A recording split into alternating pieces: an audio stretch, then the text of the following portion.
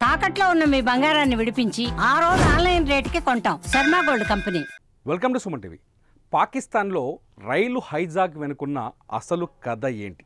ఒకసారి ఆలోచిస్తే చాలా తీవ్రమైన విషాద గాథలు వినిపిస్తాయి. నిజానికి ఎక్కడైతే అణచివేత ఎక్కువగా మారుతుందో అక్కడ వ్యతిరేక ఉద్యమం విప్లవం మొదలవుతుంది. అటువంటి విప్లవమే బలూచిస్తాన్ లిబరేషన్ ఆర్మీ.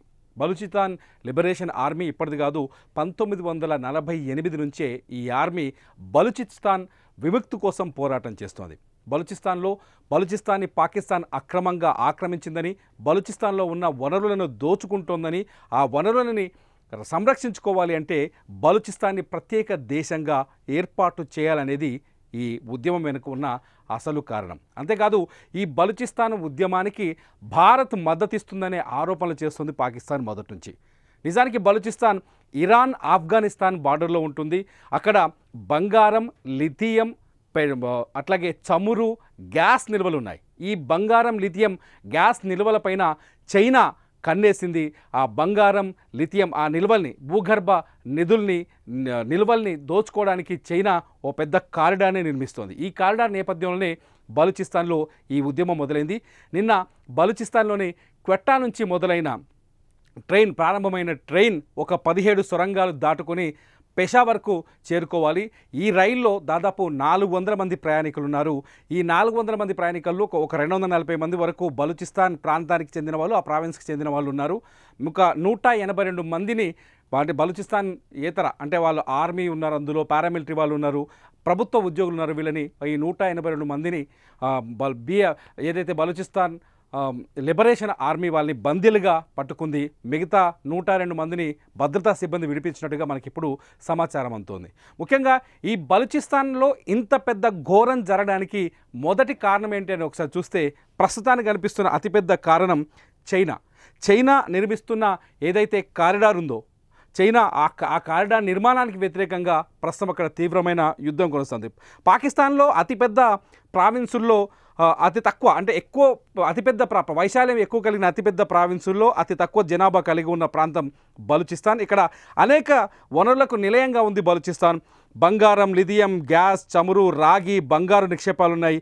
వీటిని సొంతం చేసుకునేందుకు పాక్ ప్రభుత్వంతో పాటు చైనా కూడా తీవ్రంగా ప్రయత్నిస్తోంది. ఈ నేపథ్యంలో అక్కడి ప్రజలు హక్కుల్ని కాలరాస్తోందనే ఆరోపణలు ఉన్నాయి. బలూచిస్తాన్లోని గ్వాదర్ పోర్టుని అక్కడ బలూచిస్తాన్లోని గ్వాదర్ పోర్టుని చైనా నిర్మిస్తుంది.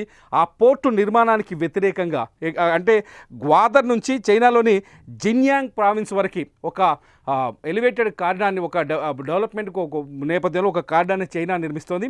ఈ కారిడార్ని వ్యతిరేకిస్తూ ఇప్పుడు బలూచిస్తాన్లో ఉద్యమాలు జరుగుతున్నాయి. బలూచిస్తాన్ ఎంత తీవ్రమైన కష్టాల్లో ఉంది అంటే బలూచిస్తాన్ ఒక నిషేధిత ప్రాంతంలా ఉంది పాకిస్తాన్ ఆర్మీ బలూచిస్తాన్లో చేయని అరాచకాలు లేవు. దాదాపు 20,000 మందికి పైగా మహిళల్ని నిర్బంధించి అక్రమంగా నిర్బంధించారు. మహిళలు, చిన్నపిల్లల్ని కూడా అక్రమంగా అక్కడ పాకిస్తాన్ ఆర్మీ నిర్బంధించి ఉంది.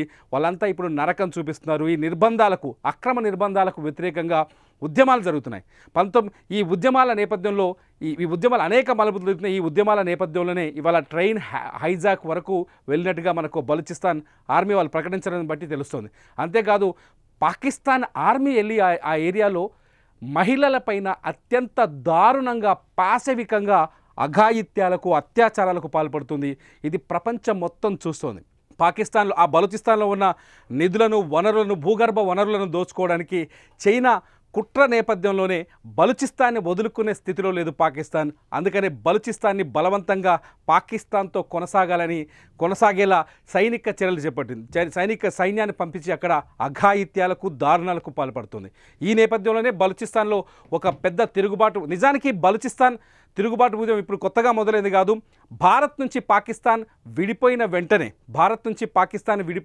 1948లోనే పాకిస్తాన్ మాకొద్దు, ఈ స్వార్థపూరిత రాజ్యంలో మేము కలిసి ఉండలేమంటూ బలూచిస్తాన్ ప్రజలు నినదించారు. అంతేకాదు భారత్లో కలిసేందుకు వాళ్ళు అప్పట్లో ఆసక్తి చూపించారు. ఈ నేపథ్యంలో భారత్ బలూచిస్తాన్లోని ఉగ్రవాద కార్యకలాపాలకు, తిరుగుబాటు చర్యలకు భారత్ సహాయం చేస్తోందనే ఆరోపణలు పాకిస్తాన్ చేస్తూ వస్తుంది. నిజానికి భారత్తో సంబంధం లేకుండా అక్కడి అణచివేతకు గురవుతున్న బలూచిస్తాన్ ప్రజలే ఇవాళ ఆర్మీగా తిరుగుబాటు ఉద్యమాలు చేస్తున్నారు. ఈ ఉద్యమాల్లో అనేక మంది ఇప్పటివరకు ప్రాణాలు కోల్పోయారు. ఈ ఉద్యమం నేపథ్యంలోనే ఇవాళ ఏదైతే ట్రైన్ జాఫర్ ఎక్స్ప్రెస్ ఏదైతే ఉందో బలూచిస్తాన్లోని క్వెట్టా నుంచి ప్రారంభం వస్తున్న ట్రైన్ ఏదైతే ఆ ట్రైన్ని హైజాక్ చేశారు. ఇది మొత్తంగా సూక్ష్మంగా చెప్పాలంటే బలూచిస్తాన్లో జరిగిన ట్రైన్ హైజాక్ వెనుక ఉన్న అసలు కథ.